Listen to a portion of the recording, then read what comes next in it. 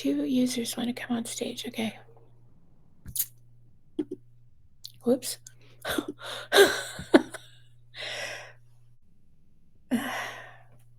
Okay.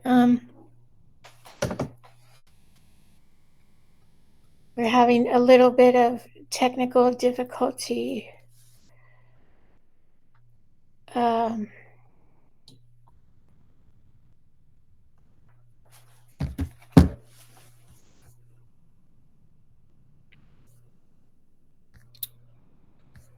Where did it? Okay. Give us just a second. Of course, it's the first one.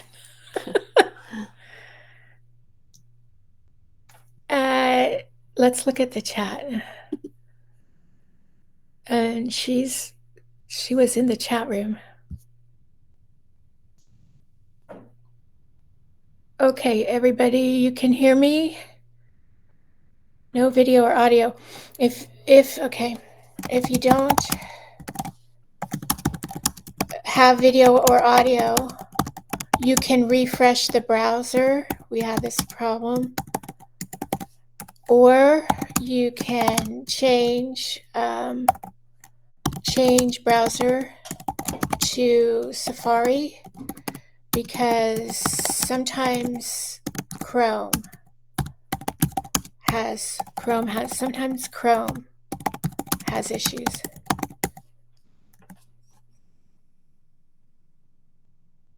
Oh, good. Okay, most people can hear. Okay, here she is, Kathleen Winter. I found you. So I've just invited Kathleen Winter onto the stage. All right.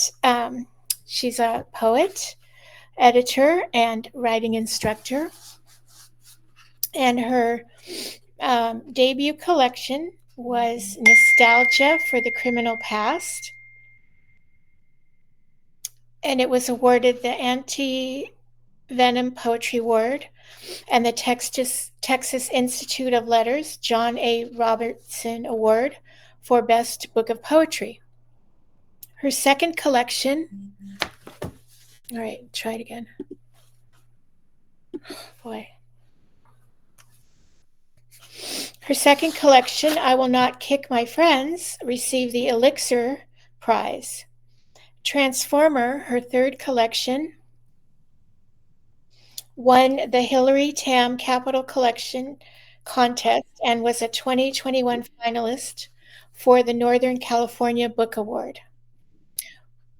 She's an associate editor for 32 Poems and teaches creative writing at Sonoma State University. So please welcome Kathleen Winter. Hi, thank you so much. I'm going to go off screen now.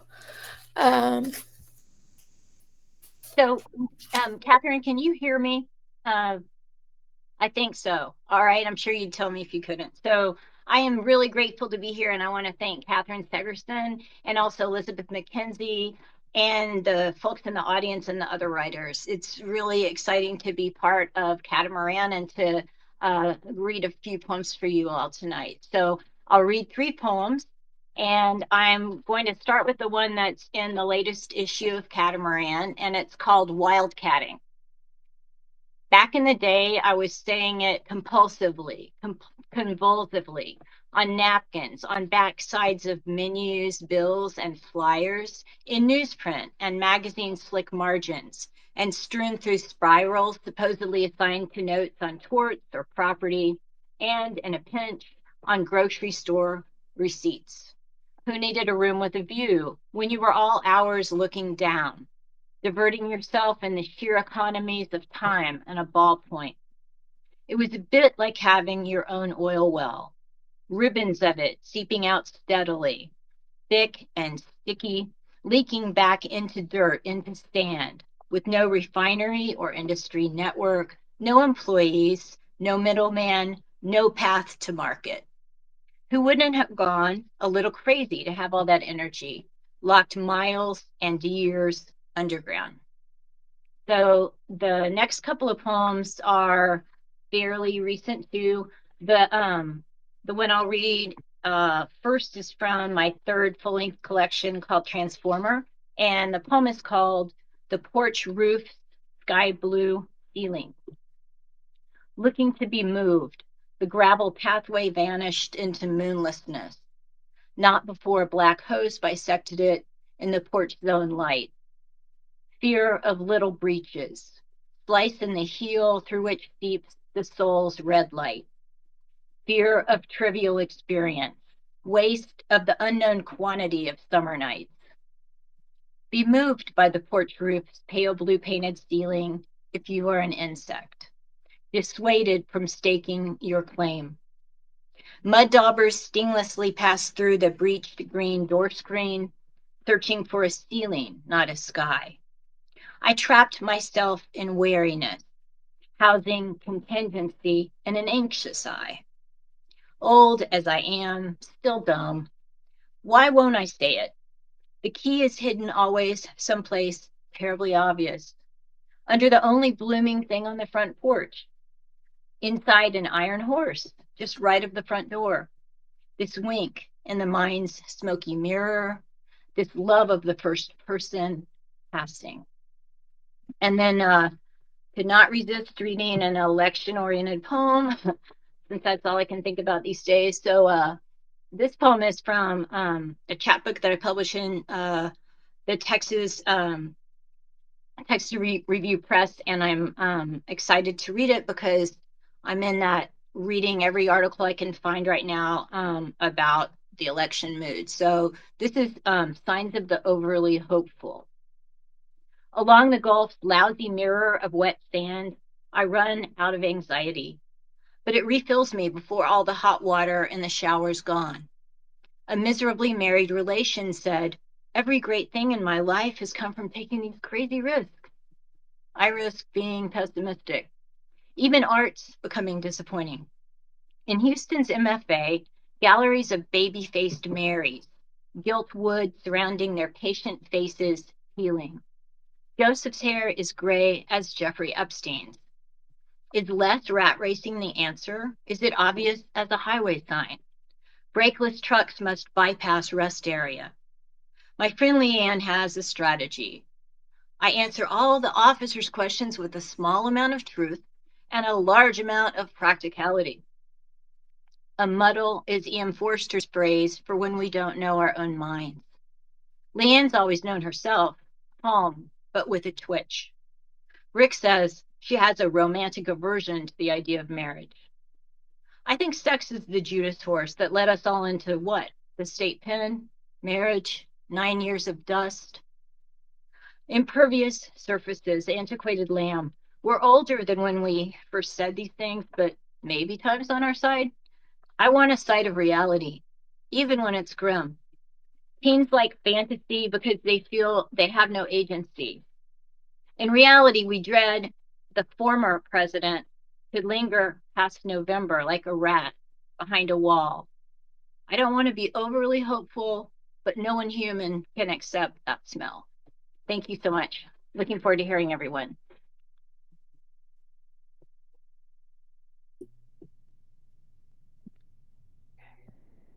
Oops.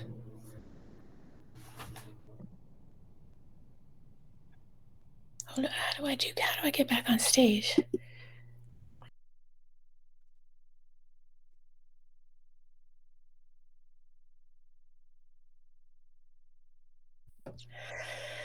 There we go. Thank you, Kathleen. That was wonderful.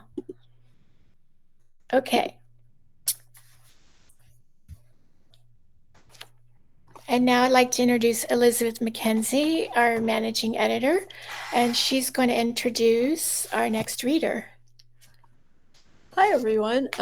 It's great to be here for this launch event for this great new issue with 11 of our contributors. I'm going to be introducing Joy Riggs. Joy Riggs is the author of the nonfiction book Crackerjack Bands and Hometown Boosters, the story of a Minnesota music man, from Nodine Press in 2019. Her essays have appeared in Hippocampus Magazine, The Manifestation, The Star Tribune, and other publications. She lives in Northfield, Minnesota, where she writes about history, travel, and caregiving for ancient parents. Please welcome Joy Riggs.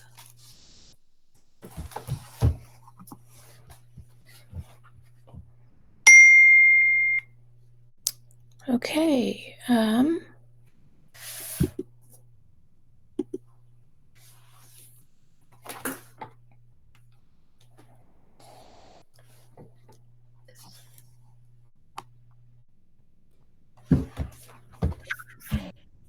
It worked. Yay! Okay. Thank you so much, Kathryn and Elizabeth. Happy to be here from the great state of Minnesota.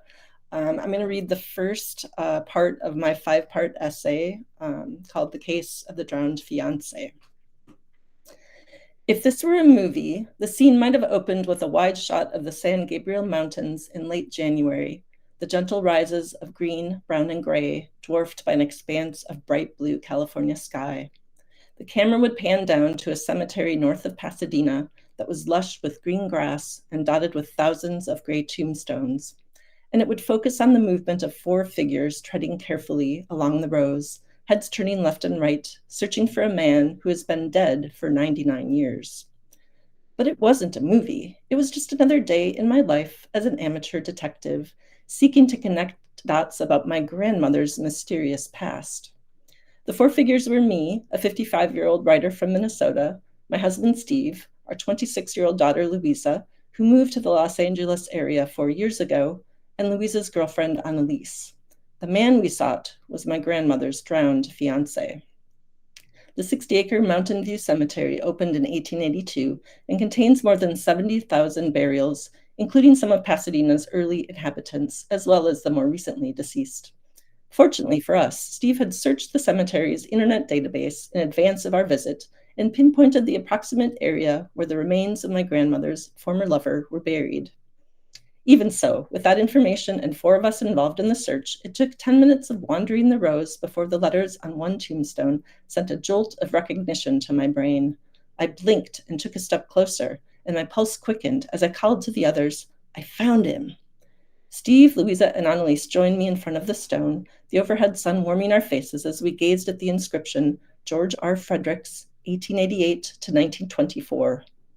"The stone is off its base," Steve observed. It was true. It stood about 2.5 feet in height, and it looked like it had been pushed several inches to the right of center. How would that have happened? An earthquake? "Let's see if we can move it back into place," Steve said. Together, he and Louisa pushed and rocked it until it slid into its original position. I unwrapped the bouquet of white and lavender flowers that Steve had purchased that morning at the Target near our hotel, and I kneeled down and placed them at the base of the stone. When was the last time someone had visited George? There was no way of knowing that, or how long ago his stone had been disturbed. I wondered if my grandmother had ever been there. It's unlikely she would have come to the funeral, given the circumstances of the scandal, the company picnic that wasn't really a company picnic, the diamond ring found among George's possessions after the autopsy, the fact that George had a wife and a 7-year-old son. Although George and his wife had been separated at the time, his wife surely would not have wanted my grandmother at the funeral or the burial, which was held 3 days after the tragic event at a beach north of Ventura. But had my grandmother paid her respects later, before she left Pasadena for Minnesota? Had she come many years later, during a visit to see her older sister, Beatrix? Louisa's voice brought me out of my wonderings and back to the present day, January 25th, 2023. "Thanks, George, for saving my great-grandmother." "Yes, thank you, George," I said.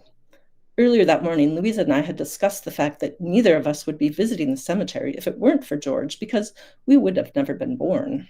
Steve and Annalise likely would have had no reason to visit either. They would be living different lives with different partners.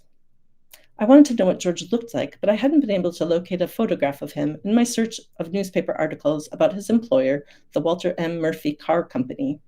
All I had to go on was a description on his World War I draft card registration: tall, medium build, brown hair, brown eyes. My grandmother did go on to have another life with another partner after George's death. She moved to Minnesota sometime between 1924 and 1926, where she knew no one as far as I can ascertain.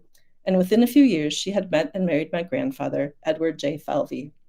EJ was also tall and was a first-generation Irish American.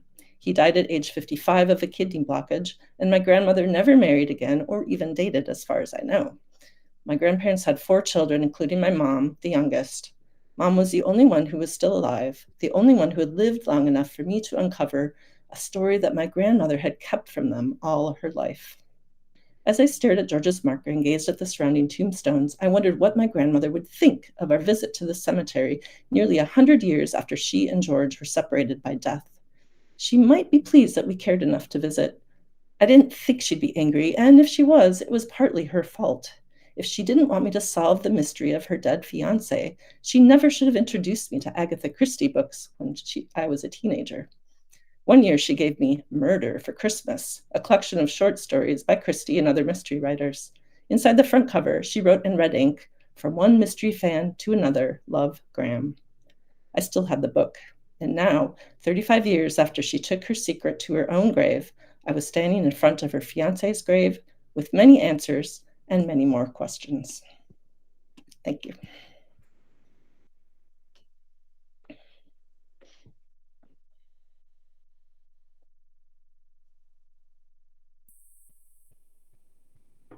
Wonderful. Thank you, Joy. Thank you. Okay, our next reader is going to be Celia Lawren. Celia Lawren is the author of the poetry chapbook Among Dead Things, which is a chronicle of tragedy and resilience. She's the winner of the 2021 Poetry Prize awarded by the Knoxville Writers Guild. Her poems have been published in Seshura, is that right? So, Tool Review, She Speaks, an anthology of women of Appalachia, and Colossus Freedom, an anthology of voices across the carceral wasteland, 2022. Lawren resides in Knoxville, Tennessee, after living many years in the San Francisco Bay Area. So please welcome to the stage Celia Lawren. I did that too late. I should have did that at the beginning. Do you see her? There she is. She's coming. Here she comes. Yay. Here. Hey. Yay. Celia. Thank you. Thanks, everyone. And thanks, Elizabeth and Kathryn. Good to be with you tonight. It's already dark here on the East Coast, having a little bit of rain. I'll read the ode to the physical world that appears in this summer issue, To Be Geography. From Peruvial Glacier to Tibetan Plateau, the yellow Yangtze, Nile, Mississippi. Run, cut deep, carve a sangpo or copper, a Grand Canyon wide enough to breathe. Spread alluvial fans, dark rich loam, feed vast herds, water birds. Grow Himalayas, armies of ants, baobabs, giant trunks. Dig deep to mantle, then rise again. Beat strong Earth's perpetual thrum, keep oceans orbiting, animals migrating. Sing whale song, howling windstorms, gentle crush of waves. Chat vibrations of rock and bone. Dream sunshine, auroras, plantings of ancient seeds, ice caps, vanished species back to life. And in light of this beautiful cover that inhabits this summer issue, I thought I'd read Lighting Up in the Bomb Shelter. We didn't care that missiles in Cuba were aimed at our homes. We were 12-year-old girls running barefoot through wet summer grass in the dark, headed for a slumber party in the bomb shelter. Cinder block cavern, carved into basement corner, walls lit up in buttercup yellow, a curious Cold War feng shui conceived for a home economics project by my sister. It was packed with free world amenities, central air and heat, running water, and a full service bathroom. Cans of pineapple, peas, and tuna gleamed under fluorescent lights. Next to gauze bandages, water jugs, stacks of dusty army blankets. Perched atop bunk beds, we painted our toes red-hot red, curled each other's hair around pink sponge rollers, licking ketchup and potato chip salt from our fingers. We giggled nervously as I lit one of Mama's menthol cigarettes stolen from the pantry. Sucking ferociously on each stick, we mimicked women in magazines and movies.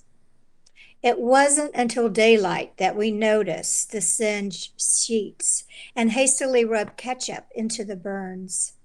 When the girls left, Mama told me she smelled smoke the night before. I remembered the floor vents above us, one next to her lazy boy. I dreaded what was coming, could see Mama's jaw tense, feel the air brush my skin before the smack sounded, before the capillaries exploded in my cheek. That thin, bony hand holding more terror than any warhead from Cuba. But she didn't hit me. Gathering sheets to the laundry room, we stood side by side, scrubbing red stains in silence. And then the last poem I'll read is a travel poem. Once we were animals. They call it land of the tempest, Patagonia, where the fearless wind explodes across a fierce land.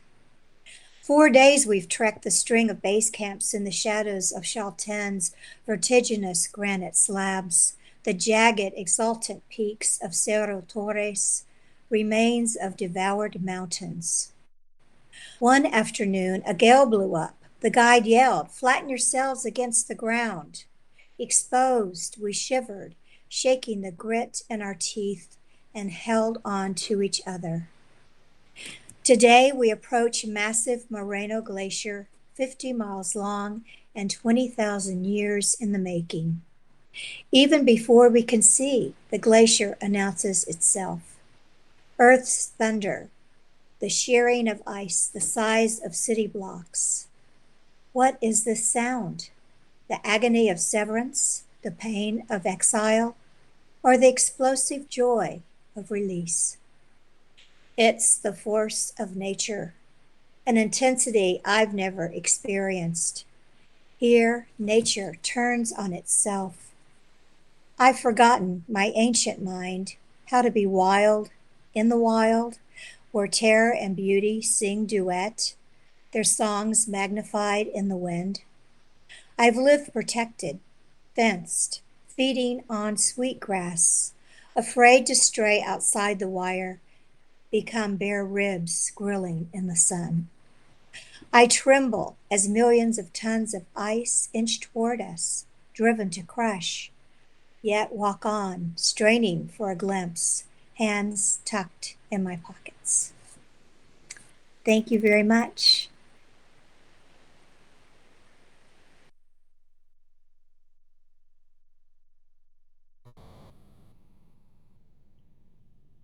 Thank you. That was wonderful, Celia. Thank you.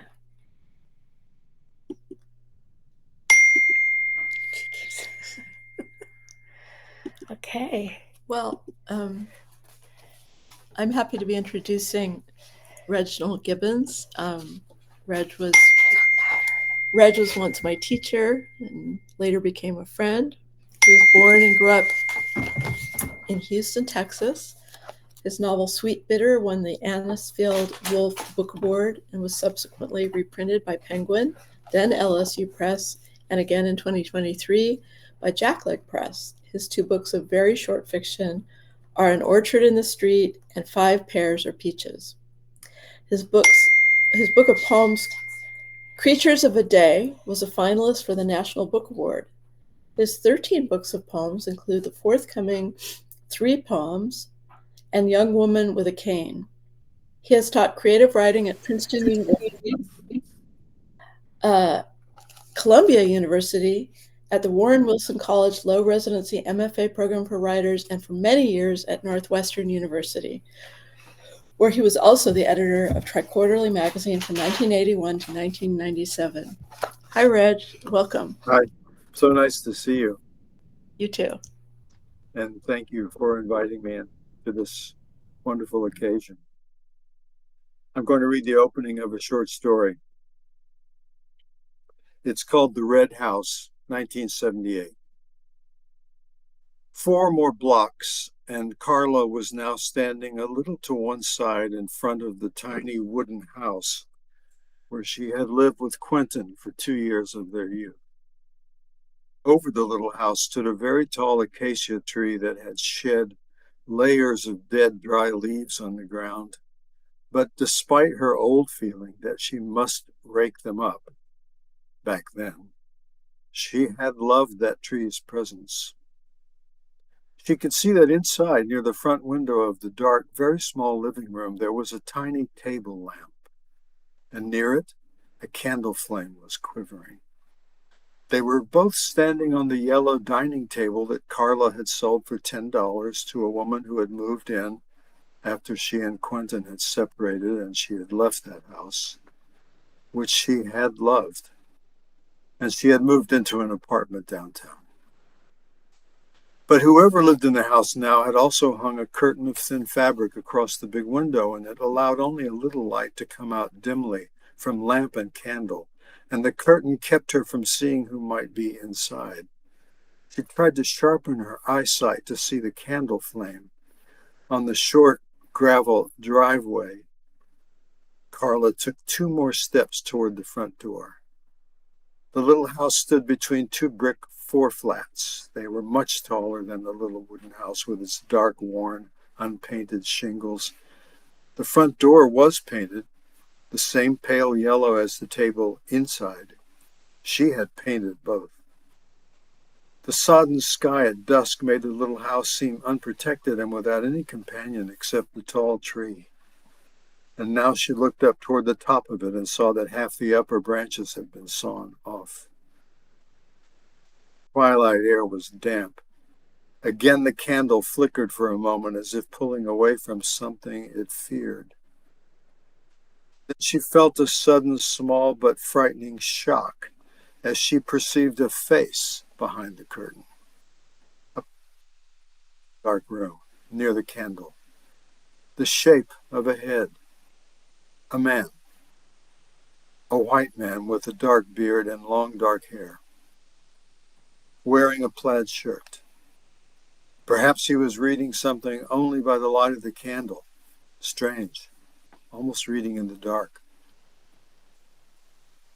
The hair on the back of her neck settled, and she took 2 more steps toward the house. The man did not seem to have looked up, to have noticed her.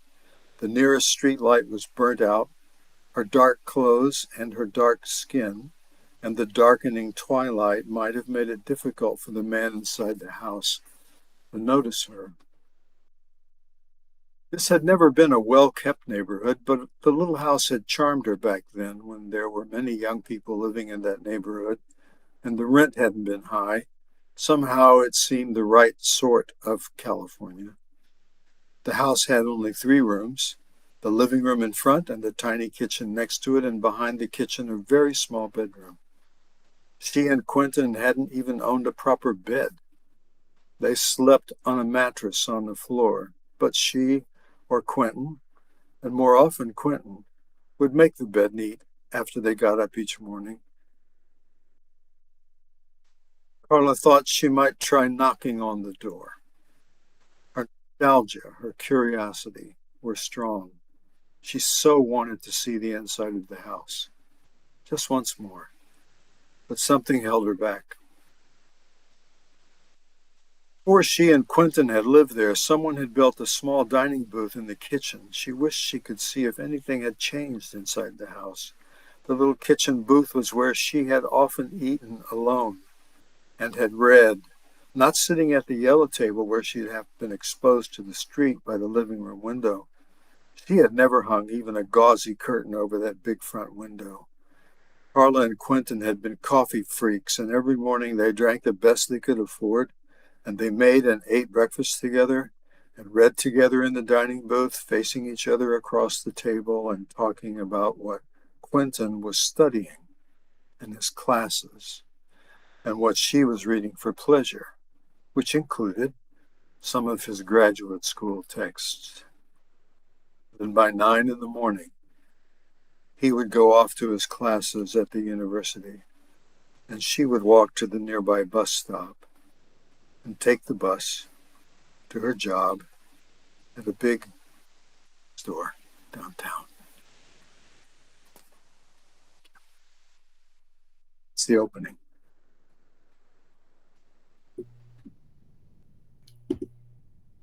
Wow, thank you. Yay. That was great. Thank you so much, Reginald. Thank you. Really glad and proud. Yes. All right, great. Our next reader is Gail Wronsky. Gail lives in Topanga, California, is the author of 8 books of poetry, 2 chapbooks, and 3 co-authored books of experimental verse. Her titles include Some Disenfranchised Evening, Under the Capsized Boat We Fly, New and Selected Poems, and Dying for Beauty. She is the recipient of an Artist Fellowship from the California Arts Council and has translated 2 books of poems by the Argentinian poet Alicia Partnoy. Welcome, Gail. Hi, Kathryn. Thanks so much. It's such a treat to be here. Hi, Elizabeth. It's a real treat to be here. I remember when you guys were just starting out, and now you've got issue 45. Yeah. Yeah. Okay, so I'm going to read the poem that was in the magazine, and then 2 short poems. This is the one that was in the journal. A friend asked me about my childhood. I remember night creaking under the pressure of parents sleeping, the thick lava of their breathing, and all the doors, the garages, the fireplaces in which wind whined. I remember the many doomed patches of suburban lawn we inhabited, and vast skies filled with telephone poles drying linens and imaginary people ascending into heaven. At times a fire broke out in a distant neighborhood. At times the moon seemed to be made of brass, or it resembled an abalone shell or a fish scale. I remember waving butterfly nets in a sky full of spirits, catching nothing but believing fully that no one's soul should be allowed to escape. There was a music box shaped like a French cathedral. It rotated when you wound it with a key, opening like colorful angel wings, many tiny stained glass windows. I remember that cows lying down looked like burial mounds, that their eyes were sad, that we ate them. A poem for this moment. Normally, I'm as sensible as celery, but today red coyote ghosts slink through my veins.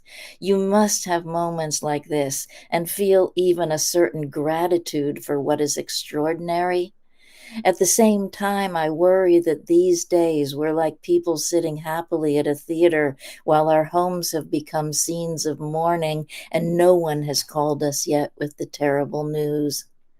I also worry about flaming sequoias, the unsettling similarity between despair and disrepair, and that one green particle of infinity that's gone missing.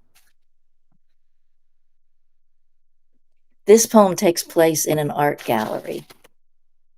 The title is, I See 2 black shadows, 4 red leaves. What do you see? I'm on my 5th cup of imaginary wine and contemplating a stylish hors d'oeuvre. I think I'll resist it. I just conversed with 2 towers of blue stone, then studied hieroglyphs painted in berry juice on a napkin signed Yoko Ono. There were 3 disembodied plumes of smoke that looked like ghost arms threatening to embrace us. One woman's voluminous skirt contained a universe. Her voice was so high it dyed the sky red like a siren. I gestured toward a large abstract painting. "How much for that?" I asked. "The artist accepts payments only in the form of ideas," the host said. "How many you got?" "Here's one," I said. "Our brains change color several times a minute." Thank you.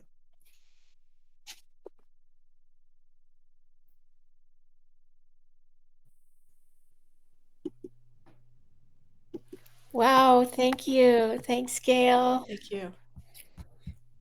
Okay. You're going to do the next one, right? Yeah. Okay. It's a pleasure to now introduce Kate Blakinger. She's a writer and editor.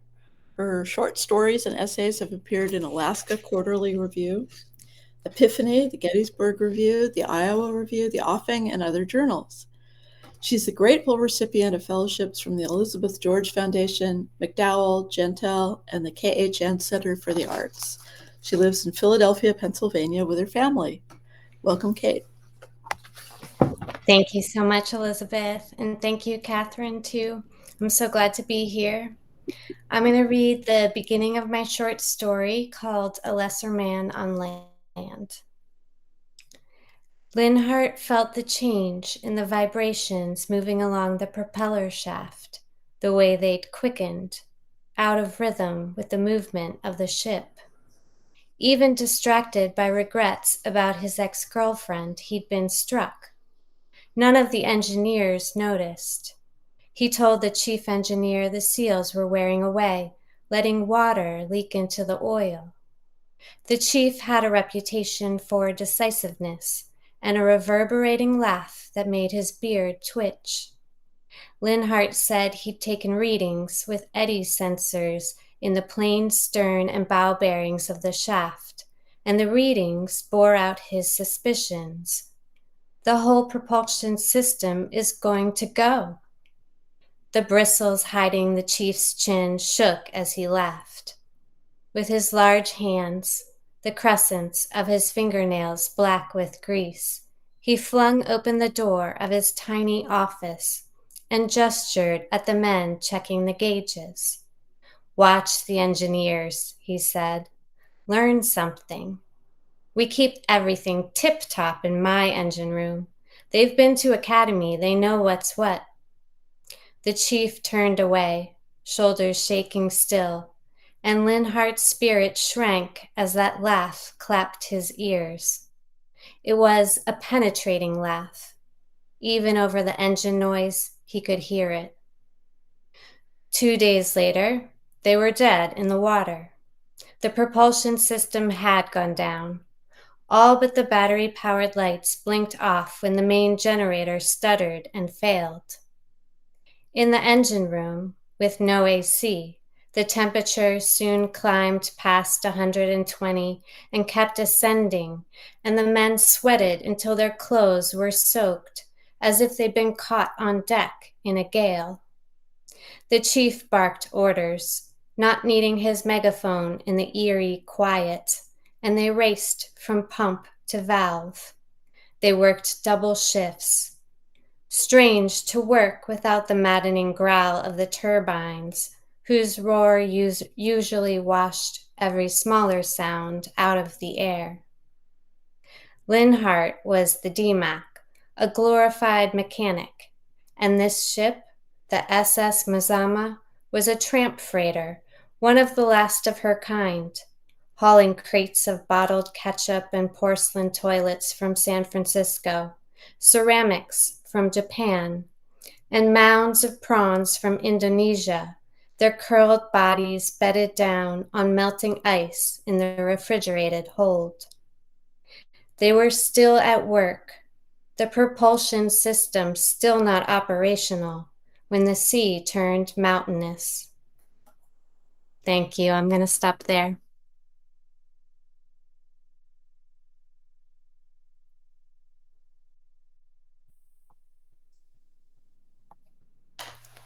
Thank you so much. That was great. Yeah. Okay. Let's see. Our next, let's see. Sarah Jefferis, I'm going to invite on the stage. Hopefully she's going to be able to join us. We'll wait a second to see if she can join in. Oh,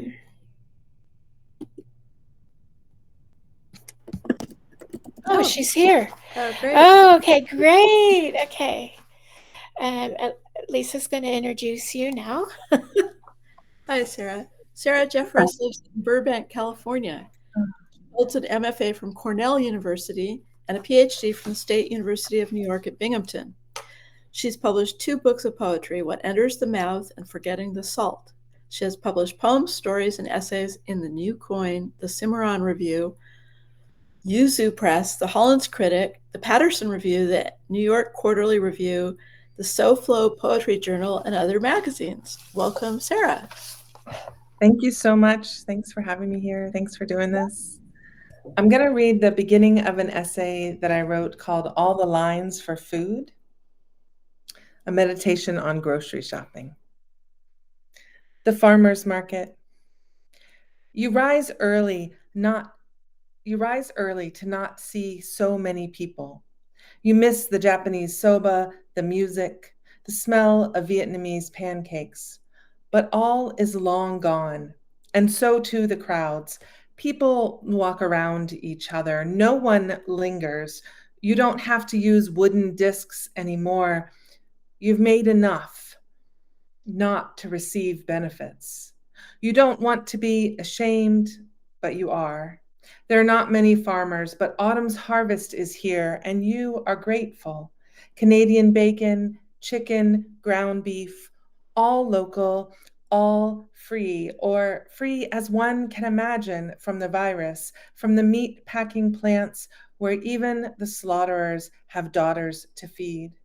Virus or not, people have to eat. You think of becoming vegetarian again.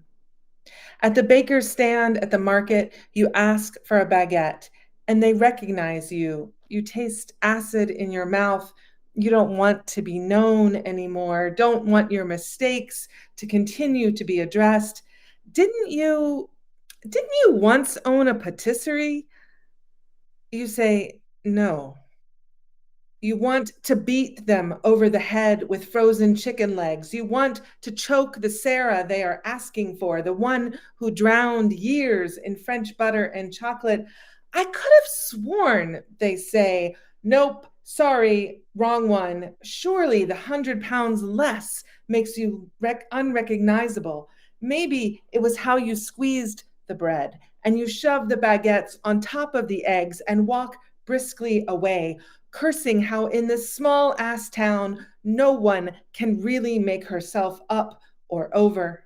You promise yourself to learn how to make bread, how to break up with gluten instead. Your ass would tighten and maybe a husband might appear. Owl's head, fresh lobster. You don't want to touch your mask, but you do. 3 women in khakis and polos in front of you, each 6 feet apart. You wonder if they play golf. You have never played golf, though your father did. You wonder what else he played, but you are too nervous to ask. When it is your turn at the fish truck, you forget what you wanted. The inside of the truck smells like the seashore. The fishermen slap salmon on the scale. You envy the salmon. What you would give to be thrown on a counter. It has been so long since anyone has touched you, you have almost forgotten. You watch his freckled hands. You want to propose just by the sight of his eyes above the mask and the smell of the ocean in the truck. You tell yourself, don't climb in. You put your legs down as if you were just doing leg lifts. You think salmon is a treat. He, the fisherman, could be a treat too. You tell yourself You are a good mama because you stood in a line at 7 a.m. in 20 degrees just to buy fish. But this has little to do with fish. If you feed your girls, they won't starve. They won't be you.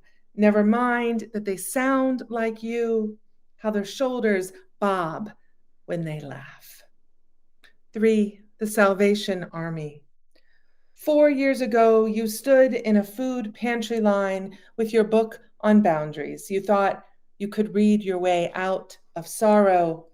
You hated checking in at the window, hated showing an ID to a woman behind the plate glass, hated saying 3 of us, hated the square frame of Jesus as shepherd, didn't quite hate Jesus, but it crossed your mind. You thought your degree could keep you out of this line. You thought you could educate yourself out of this line. You are here because you couldn't even ask a boyfriend for money, pride, but you feel for everyone else in line. They all did the best they could in this capital landscape, but you were lazy. You didn't work hard enough. A sword for yourself, grace for them. In front of you, a man who smells like Marlboros tremors as he pulls up the plastic bag. You move quietly, your voice down. You ask for beans, potatoes, ground pork. No thank you to canned chicken, tuna, powdered milk. You will not bring your childhood dinners back to the table. You will never bring your daughters here. In the car, you unload the plastic bags and pretend you went to Wegmans.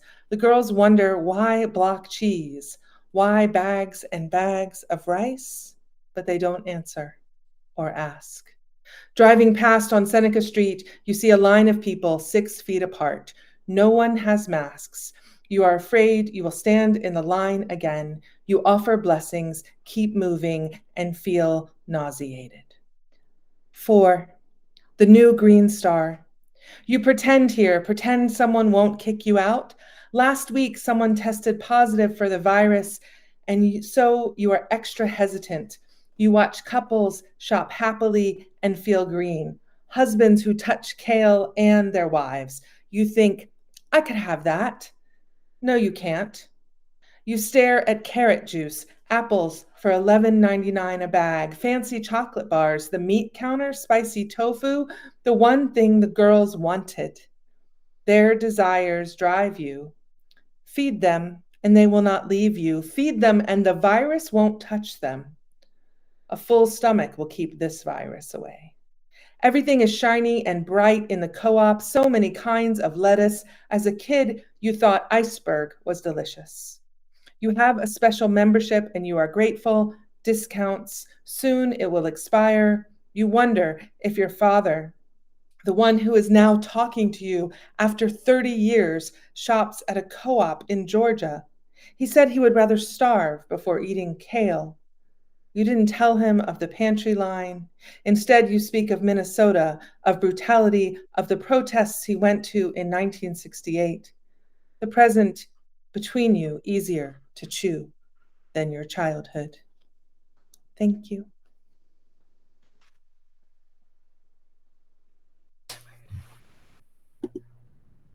Wow, thank you. Thank you so much, Sarah. That was great. Thank you. Okay. All right, next we have Brendan Constantine.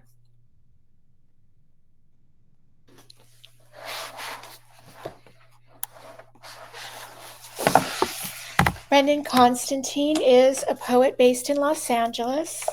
He's the author of several collections of verse, and his work has appeared in many standards, including Poetry, The Nation, Best American Poetry, and Poem a Day. He currently teaches at the Windward School and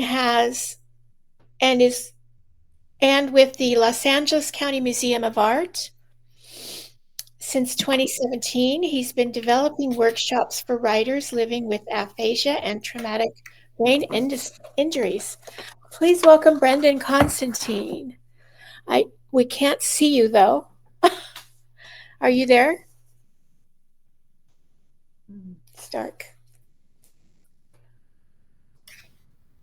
I hear something though. Oh, I hear something. I hear something. He's probably fixing his computer. Oh, He's typing. Okay, he's typing in. Ah, watching a wheel spin around. That's okay. So refresh your browser.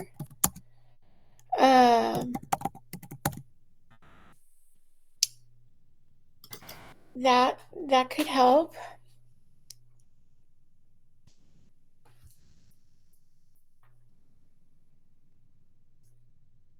All right, let's try him again. It looks like there.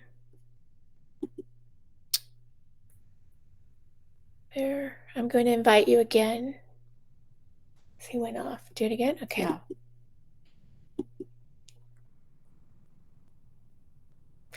One of the great things about doing it like this is we can have people from all over the country in these readings. One of the drawbacks is we're writers and not really techie. So sometimes it's a little challenging. All right, I have Brendan on screen, but I don't see or hear you. Hey there. Yeah, I don't. I hear you now. Do you hear me? I do, but I don't seem to be able to activate the camera. Well, I'm going to try again. Oh, and a picture is there. See if I can get it to work. Yeah, we had a problem with that with Google Chrome. Sometimes if you use Safari, launch Safari and join again. You want to try that? I will do. Sorry for the delay, everyone. That's okay. We're okay. It's going to take a minute or so. I wonder, do you want to come back to me? We could do that. We could do that. Yeah. Why don't we go to Jared Mills? And then we'll come back. And I already introduced you. So hand me the magazine. I'm going to remove you. There. All right. So now we're going to move on to Jared Mills, and then we'll circle back to Brendan Constantine, which I really hope he comes on because it'll be a real treat to hear him read live. All right. So let me find. Shall I go ahead and introduce him? Go ahead and introduce him while I find him. Okay. Jared Mills is an emerging writer who lives in New York City with his wife, daughter, and grumpy cat. He has worked as a telemarketer, gas station attendant, retail cashier, film and television engineer, editor, and software engineer. This is his debut literary publication. Welcome, Jared Mills. Welcome, Jared Mills. Here he is. Yay. Hello. Hello.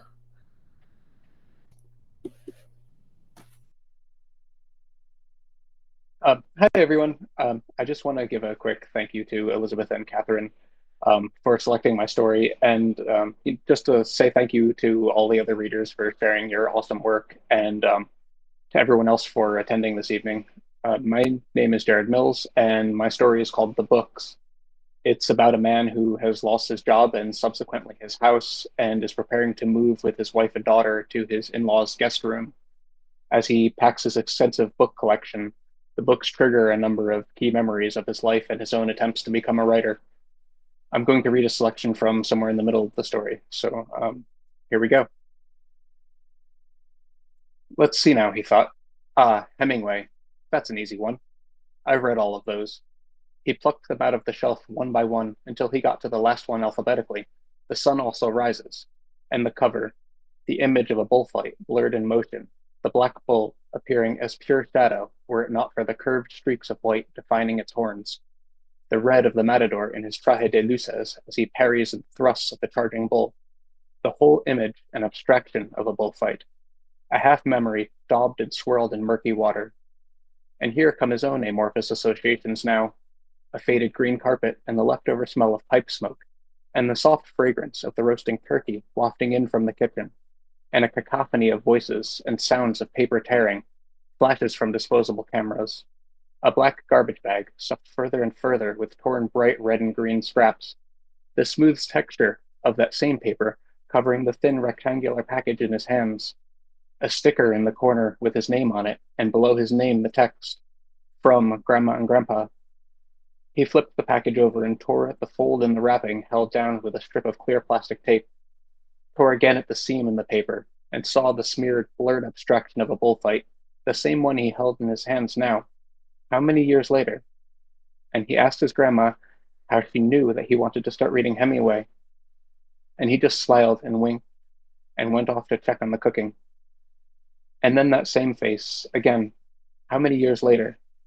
And what he had never realized until now was a parody of that very same smile and wink, that knowing, impish grin. Excuse me.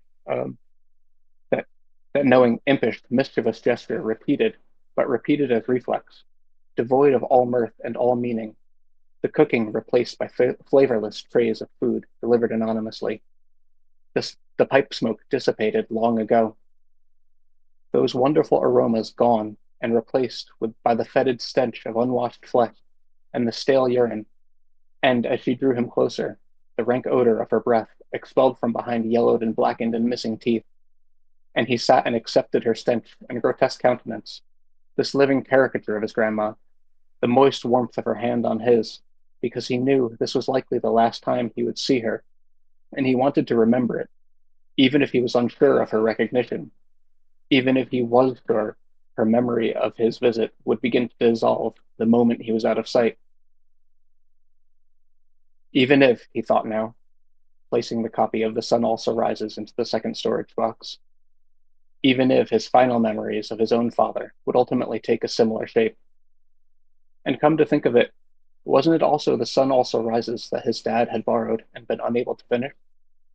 That was, what, 4 or 5 years ago? In their old apartment, before Bethany was pregnant with Anna anyway. His dad would always borrow a book or two when his parents visited, all of Dickens now, and Dumas into the storage box. His father had perhaps started to become more spacey and lethargic, and, he remembered now, had seemed particularly off that day, joining in on the conversation rarely, and mostly in non sequiturs. That day he borrowed The Sun Also Rises. Why did his dad pick that particular book? And didn't return it for months, over a year maybe, obviously unread and uncommented upon. Well, actually, his mom returned it. His dad was just there. And by then, the problem had become heartbreakingly obvious. Thank you so much for listening, and I hope you enjoy the rest of the story when you read it.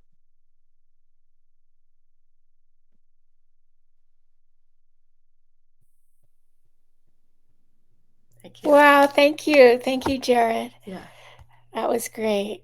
Okay.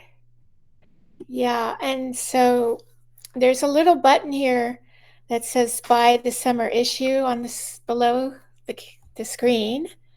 And so if you really want to hear the rest of those stories, you're going to have to buy the summer issue if you don't already have it. And that'll take you right to our website to get the summer issue. And there's so much more in the summer issue. We have 40 contributors, so it's a great issue. Yeah, it's a really fun issue. You got to get it. And I'm just sort of waiting for Brendan Constantine to see if he will. I invited him on the stage again. Let's see. Okay, I just invited you on the stage, Brendan. Okay, I'll invite again. I'll do it again. Oh, okay. I'm going to uninvite and invite. This is just, okay. So, see how it's like there?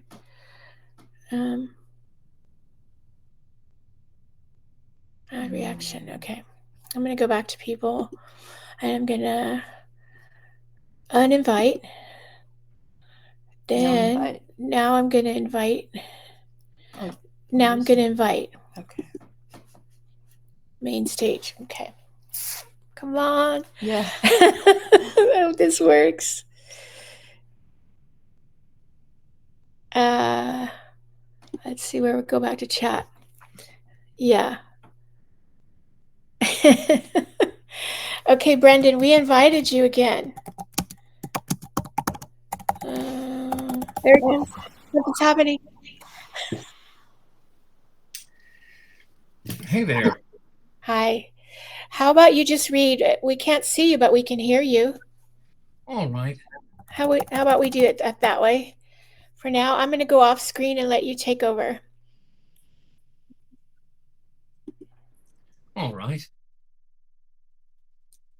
Hello, everyone. Thanks so much for letting me play with all of you this evening. It's been a delight hearing everyone's work. I'm gonna read 3 short poems and end on the one that's in Catamaran.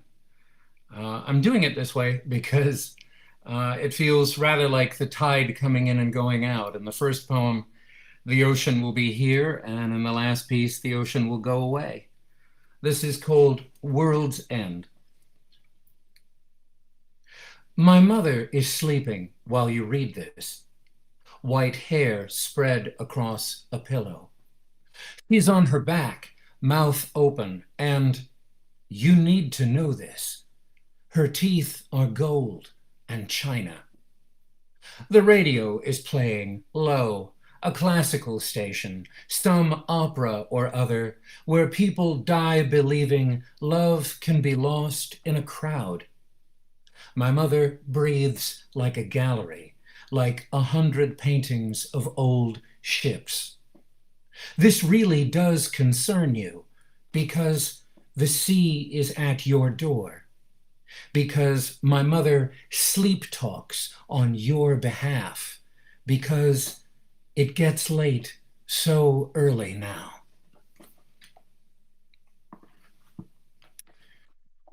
This second poem is called A Tour de Force.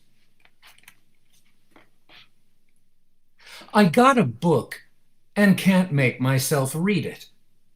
Even though my lover swears it's good, even though the cover says we might all beautifully belong somewhere. Imagine if everything you saw was printed inside your skull, where people could see it after you died. When you do a lot of cocaine, it feels like that's true. Like the gallery is struggling to stay open because pipes keep breaking and the floor is always wet. That's what I remember, anyway. It's been a while since I had enough money to be that beautiful and echoing. Of course, you can't find anything in my head that looks like a sunset or a toy horse. It's all just goo in there. That's what memories become. Dark water and milk. You could no more read it back than you could drink the ink from a novel and know who loved who. And thanks again for your attention this evening. This last piece is the piece that appeared in Catamaran. And the title of this piece is Cirque. And in many ways it is a circus, but in this particular case, it refers to a geological phenomenon known as a cirque. It's when a glacier melts away and leaves a natural amphitheater. This is Cirque. And here, my father said, is where the whales come to weep and write letters to their children. He slowed the car so I could see the strange towers of stone, like last teeth, standing who knows how long since the ocean burned away. I asked if the whales still came, and he said of course they did. It was the whole reason we'd come. It took a while before we saw the first one, almost night. It rose behind a red mesa and floated toward us. Don't look scared, my father said. Keep eating your sandwich. If it wants you to move or look at it, you'll know. The whale drifted to a huddle of Joshua trees and waited. I was about to say I didn't hear any weeping, when a low moan, long and longing, sounded behind us, and a second whale appeared like a storm cloud above the road. The first whale answered, with a voice like all the heartbreak of the public aquarium, a lament deep enough to grow choral. And then I was crying too, sobbing actually into my hands. Yes, my father said, let it come. That's all that's left of the green and star-spined sea. Thank you.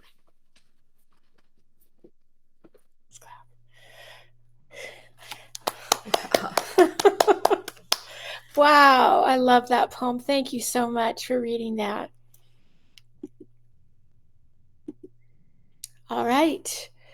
Next, we're going to have, also from Los Angeles, Michelle Bidding.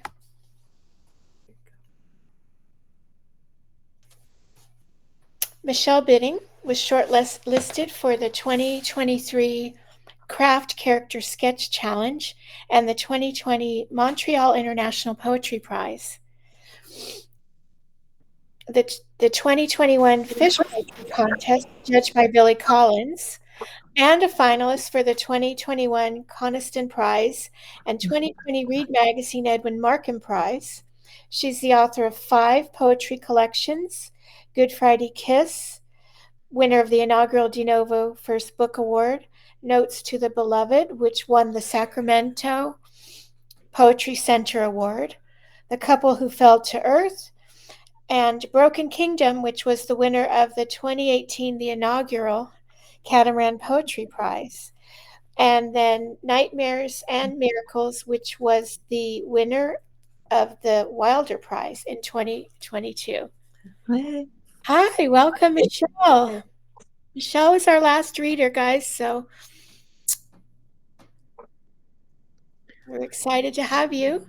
All right. Well, it's wonderful to be here. I'm celebrating the summer 2024 issue and hearing all this extraordinary work. And thank you, everybody, for celebrating. And thank you, Catamaran. I'm going to read a couple poems. I'm going to begin with the poem that is in the summer issue. It's called Pieces of the Past. Pieces of the past rise up from the rubble, back from when you were convinced there wasn't anyone who'd want a skinny, forlorn fool like you, draped in black chiffon like Masha from the 19th century play about narcissists and suicides. Can you imagine if you'd stayed home that night in mourning for your life? To get nothing worth nourishing out of the lonely spell of sitting by yourself in a dark room, staring into the faulty fire escape of a double bourbon, well, you'll drown trying, my dear, you'll drown. Just another tragic character drawn from an old tale by a Russian poet. In other words, thank gods I went to the party and made a pact with you, a raft with you, made our 2 pups with you, which made the 4 of us bobbing out here in the middle of this poem, which is the middle of an ocean I don't ever want to get out of. If you're a lover, an aficionado of Jack Spicer, you'll recognize that there's a broken golden shovel, a form that was created by Terrence Hayes in there off of Spicer's, my favorite Spicer poem, Any Fool Can Get Into an Ocean. The play. This is a sonnet. The play. My daughter was 3 and refused to wear clothes. Naked on the living room floor, she'd demand another round of her favorite game, Pretty, pretty princess. Then move the plastic rainbow markers about the board, however, wherever she pleased. Hair and legs wild, carefree, splayed. She hated to lose and broke what rules she had to while we laughed, astonished at such nerve. Years later, she became a he and did what he had to, moving the markers around wherever, however he needed, winning the crown himself in the end. Some rules are prettier broken. And this is a final poem for that same son, called Ode to My Son's Birthmark.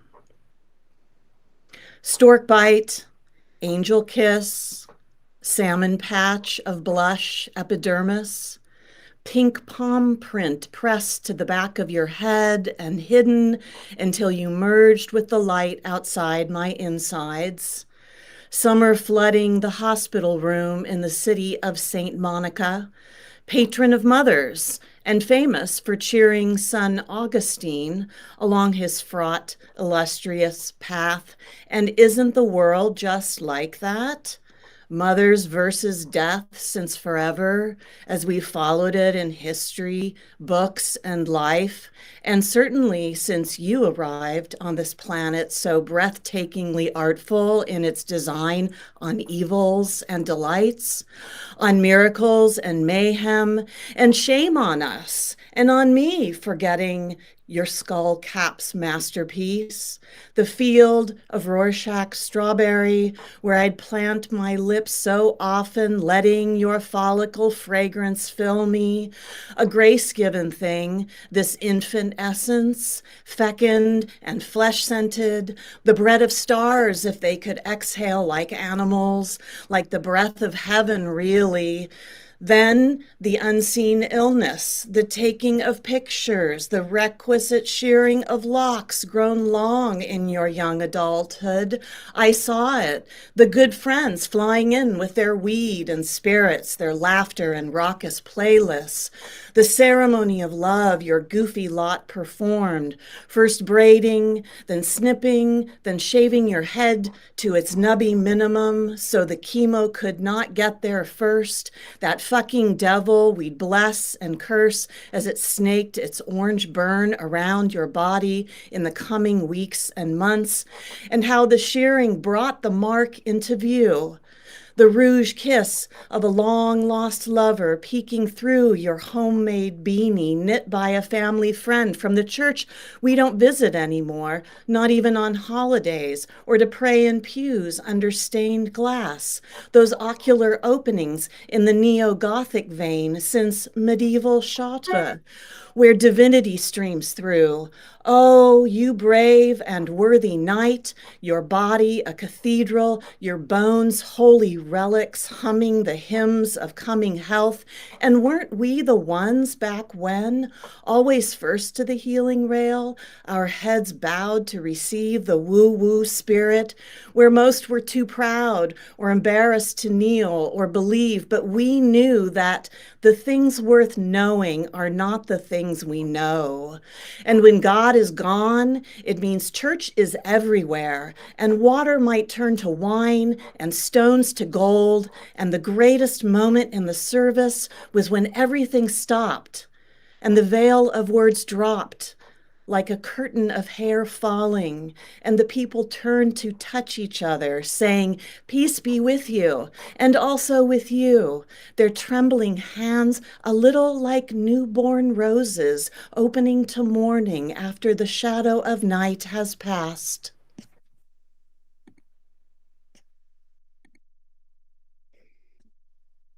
That's it.